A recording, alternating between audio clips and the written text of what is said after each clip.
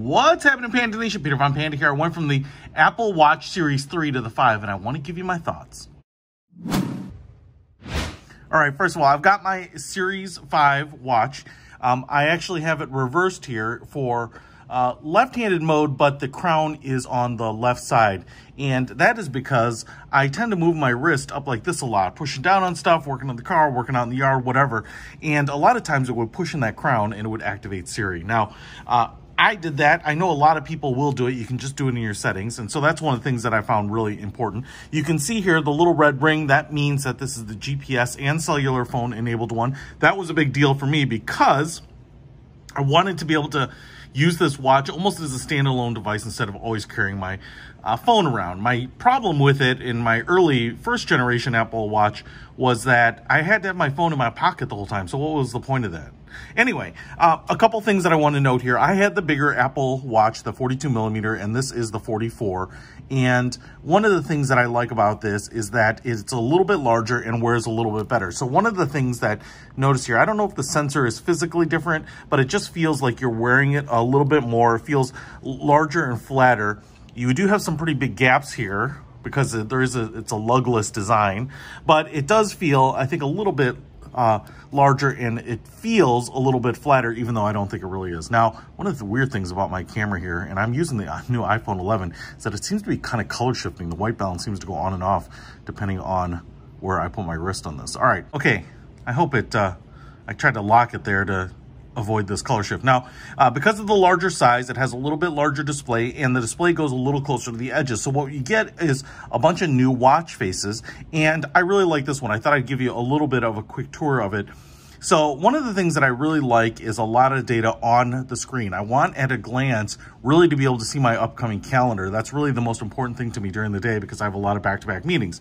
I also want to be able to see the time very easily, and this one does it. It's really not the best layout of any of them, but I did like the fact that it looks pretty good and it's always on. So what I have here is the temperature, the upcoming events, the date, and then you know, a stock ticker from your stock app watching there. Now, one of the things that happens here, first of all, I'll show you, is if you don't use it,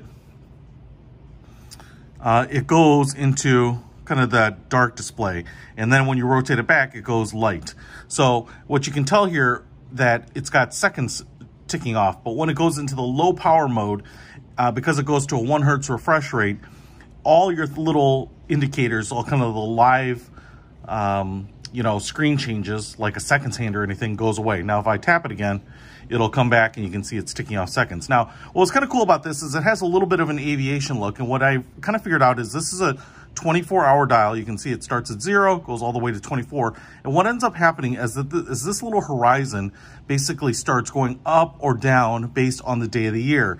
And what that means is that it's kind of where the horizon is, because the lighter portion is actually the sky and the lower portion is actually the earth. And so as we get closer to winter here, this will go up because you're just not going to have as much sun, as much daylight as you would in the summer, where this will go down. And so you'll see your sunrise and sunset. Now, the cool thing about this is this little dot right here shows you where the sun is relative to the horizon. So it's just gone down. It's just past sunrise or sunset there.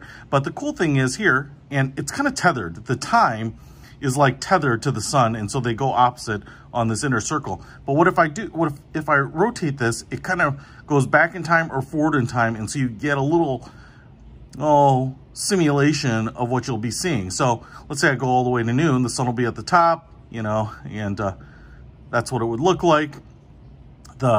It brightens up there, solar noon it says, and I can go all the way back to sun rise, back to the sunset. It color shifts. And one of the things that I really do like about this, and if I tap it, it'll go back to the current time, is that it's almost like an automatic color shift, because it kind of gets dimmer at night, which is kind of nice. It's pretty awesome. Now, like I said, if I cover it, it seems to kind of go back to its this is not super reliable. 7:57 p.m. I don't know why it does that. So sometimes I cover it like this and it tells me the time. So I'm not sure what setting that is, but it's effing annoying. So I wish Apple would make that not happen by default, because if I've got the watch on, there's never a time I want to tap it to hear it, to me. But the cool thing about it is now that it's in its low power state here, I can still see everything. So if I'm sitting in a meeting and the watch is angled away from me, I'm trying not to activate it too much here. I can still see it's 7:58. I can see down here in the corner, it says no events coming up. And so just like a regular watch now, it's actually not worse than that. It's at least on par where I can see the time. So that's a big improvement. And my experience here with what it does when you are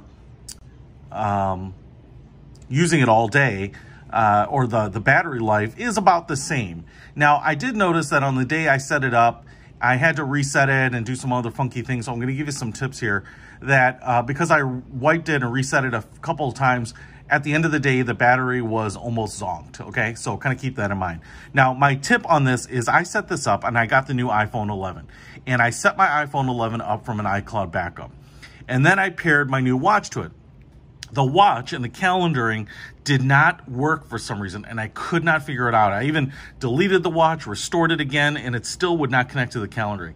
For whatever reason, in particular in my case, in a Gmail calendar, for whatever reason, it did not work with the Gmail account when it was restored to the phone. Now, I went into my email accounts on the phone, deleted it, just logged back in and activated it, and no problems. But if you're restoring your iPhone before you pair to a new watch, which you could absolutely be doing right now, I think that might be a good helpful tip, is to delete your email accounts if you can and just add them back manually, and then you should probably get your watch calendar to work. So those are my tips. I really actually like this, and I love the always on display. That was really the piece that sold me. You can see it goes... Can't get it to go off if I want it to go off. Whatever. I really love it, especially that always on display. So that makes a big, big difference. Check it out. It's not that expensive, and for one of the more useful Apple accessories out there, I think it's pretty affordable. There, it's in the low power mode. Check it out. I'll put a link to it in the description. Peter Von Panda out.